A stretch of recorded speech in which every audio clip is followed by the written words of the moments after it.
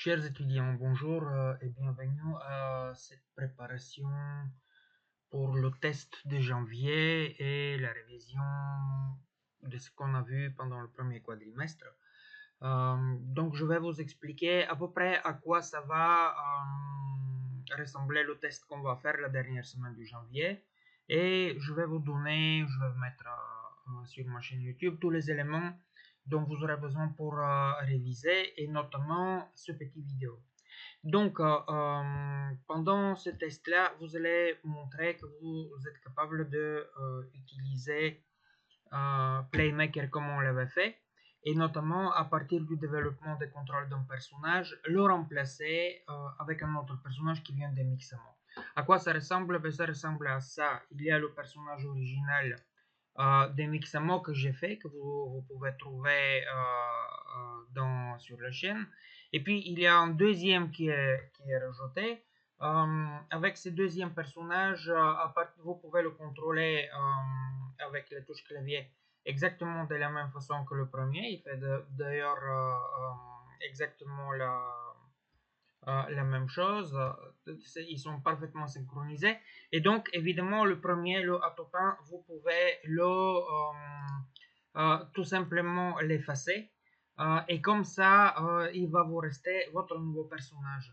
La manipulation dure moins de 5 minutes, ça dure 2-3 minutes. Donc, la bonne nouvelle, c'est quoi? C'est que à partir du moment où vous avez un personnage qui est correctement configuré dans Playmaker et dans Animator Controller. Donc, vous avez tous les états que vous pouvez copier et coller. À ce moment-là, avec quelques clics de souris, vous pouvez remplacer votre personnage par n'importe quel autre et tout simplement désactiver le premier. Voilà. Donc c'est super pratique. Ça va incroyablement vite pour le faire. Mais pour ça, il faut bien, pour arriver à faire ça, la première phase, c'est que vous devez très bien intégrer les deux petites vidéos qui se trouvent déjà dans la chaîne YouTube et donc, il s'appelle étape 5A Unity et étape 5B Unity. Donc, dans ces vidéos-là, vous avez une description tout à fait détaillée dans les moindres détails en fait du setup Playmaker avec toute la partie voilà, avec tout ce qu'il vous faut. Et après, dans cette vidéo que je suis en train d'enregistrer, vous allez voir comment remplacer le personnage avec un autre personnage de votre choix, soit un que vous avez modélisé, que vous avez scanné, et dont vous avez fait le rig dans Mixamo, soit directement, comme c'est le cas ici, d'un personnage en provenance de Mixamo. Comment ça fonctionne? Justement, je viens de voir il y a quelques minutes, au moment où je préparais ce travail-là, que sur le site de Mixamo, il y a une petite modification. Donc, comme il était ouvert au préalable, il y a le site de Mixamo qui parfois a tendance un tout petit peu à se figer comme ça au moment où on le laisse trop longtemps ouvert. Donc je vais le rouvrir Mixamo. Voilà, il est là. Là, ça devrait fonctionner. Il faut, voilà, s'il se fiche comme ça, il faut juste le redémarrer. Voilà, c'est parfait. Moi, j'ai choisi un personnage je le connais en fait, parce que d'office, je sais qu'il a une seule texture. Il n'y a pas, parce que certains de ces personnages-là qui sont un peu compliqués, il y a tout un paquet de textures qui ne font que perdre du temps à les appliquer après. Tandis que celui-là, c'est juste une image texture que je peux vous montrer d'ailleurs. Elle est ici. La voici. Donc voilà, tout est ici dedans. Il suffit que cette image-là se retrouve au premier niveau avec tous les autres éléments pour que Unity puisse les retrouver automatiquement. Donc maintenant, il y a une petite mise à jour dans Mixamo au niveau de l'export FBX. Donc ce personnage-là, quand on fait download, maintenant, il n'y a plus l'option FBX for Unity. Parce que ça, c'était une option en rapport avec le FBX 2014. Maintenant, ils ont mis ça à jour. Maintenant, c'est le FBX 2019. Et donc, il suffit juste de faire FBX, FBX binary. Mais aussi, il faut lui mettre la pause idle. Parce que maintenant, c'est la type pause. C'est pas ça qu'il nous faut. Donc, on va aller dans les animations, on va écrire idle,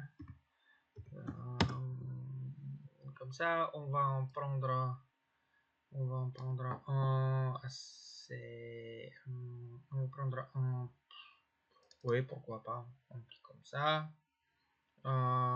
Et à partir du moment où on a le idle, on peut déjà l'uploader. Et ici, donc, ce n'est plus FBX for Unity parce que ça n'existe plus dans les options. Par contre, on va faire WidSkin pour avoir le idle.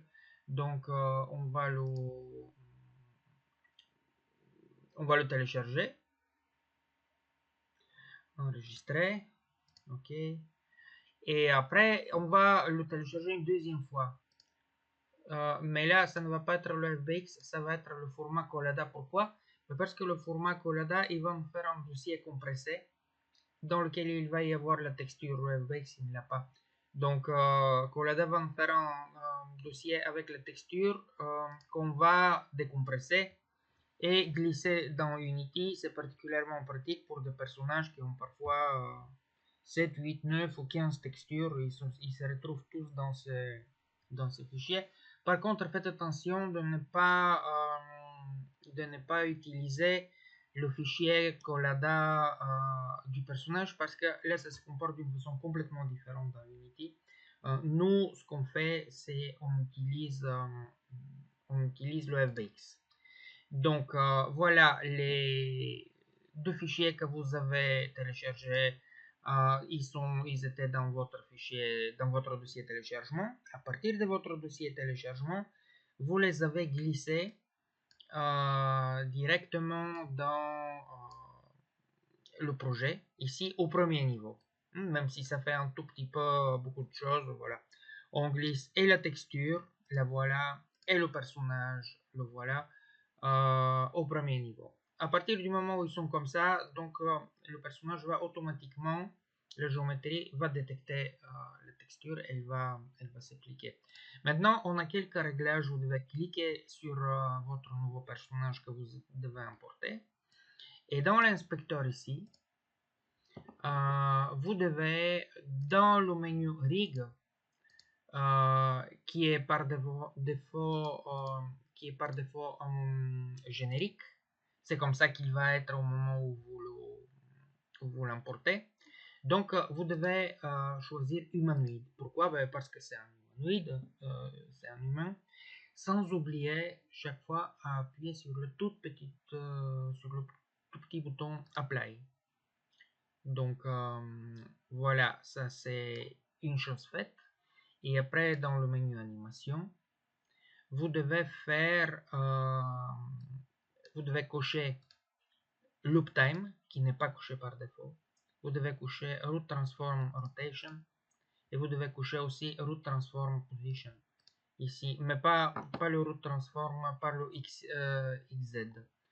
Ça, on va voir plus tard, c'est en rapport avec le caractère controller. Donc, vous devez avoir 1, 2, 3 et le quatrième, vous le laissez comme ça, sans y toucher. Encore une fois, sans oublier appuyer sur le bouton Apply. Ben voilà.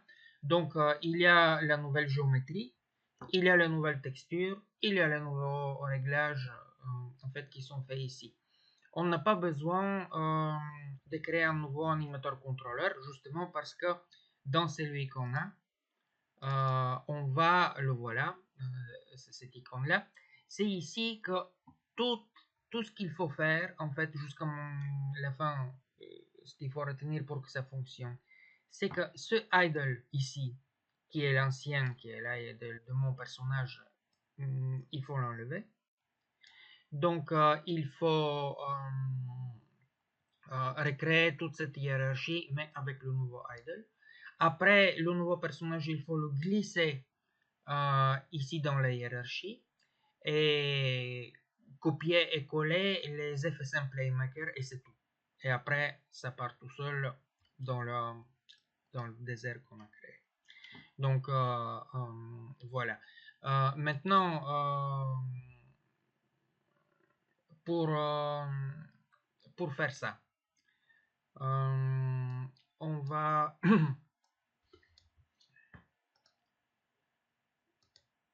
enlever le idle. On va enlever tout ça.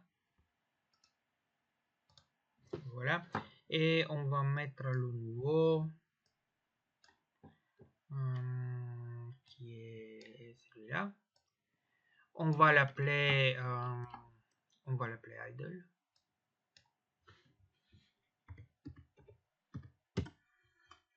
Et après on va glisser le run et le walk. C'est pas celui-là, ça c'est l'ancien, pardon.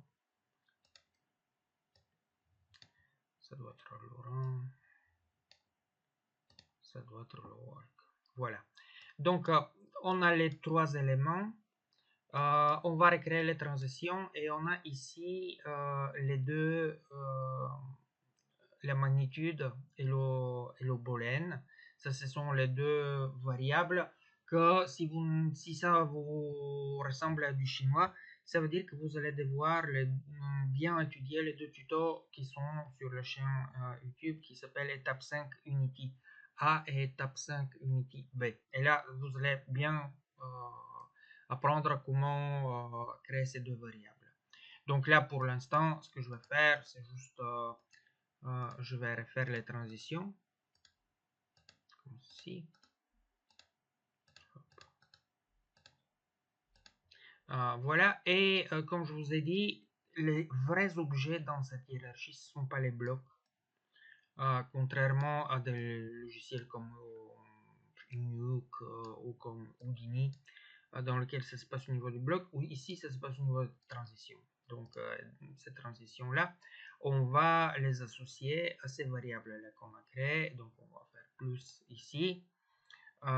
Ici, ça c'est parfait. On va faire juste 0.1 comme c'était avant, sans oublier à décocher H excite frame. Attention, c'est très important ici. Il faut décocher ça et puis dans le sens inverse, on va le mettre sur less et on va faire aussi 0.1 comme ça. Ça c'est fini, ça c'est tout, voilà, tout ça pour ça. Et ici on va appliquer la deuxième variable de type bool qui s'appelle run et qui est effectivement true. Non, ici oui, exactement, c'est parfait. Et dans le sens inverse, elle est ça c'est run et elle est sur false. Voilà, sans oublier encore une fois à chaque fois à décocher excite frame, bien vérifié. Voilà, maintenant sur les 4 transitions c'est décoché. Et ben voilà, ici on a fini. Donc maintenant qu'est-ce qu'on a fait? Mais ce qu'on a fait, c'est que dans Animator, on a remplacé le nouveau idle avec la nouvelle géométrie ici.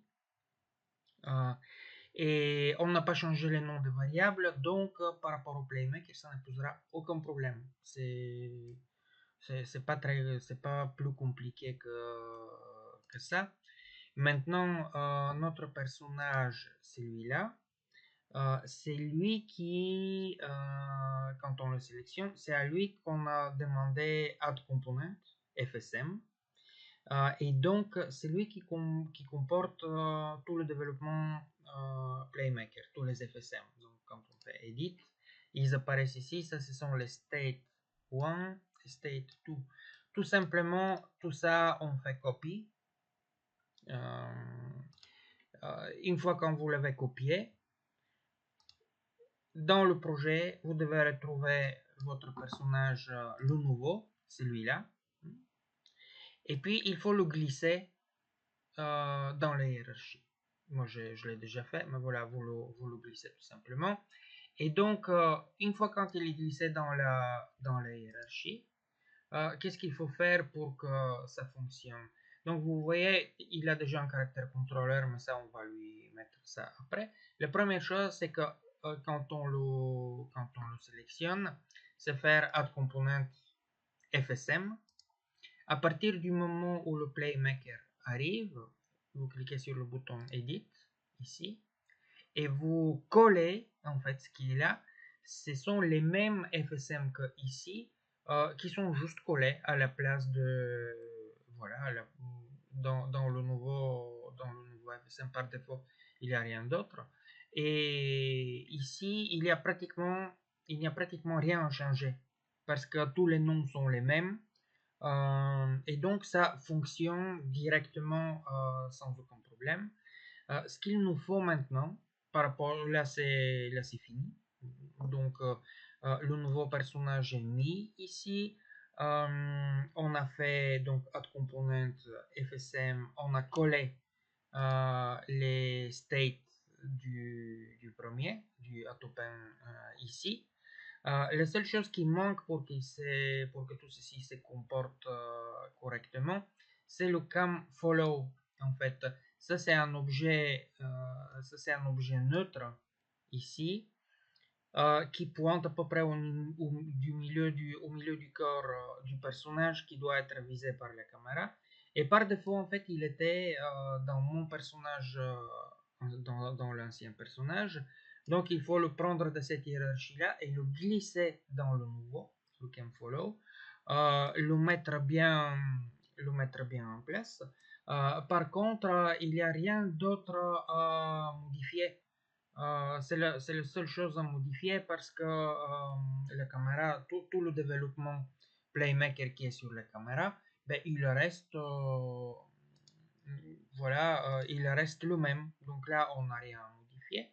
Et donc, à partir du moment où on fait play, à ce moment-là, on a les deux personnages qui se comportent tout à fait à l'identique, qui peuvent courir avec la touche majuscule.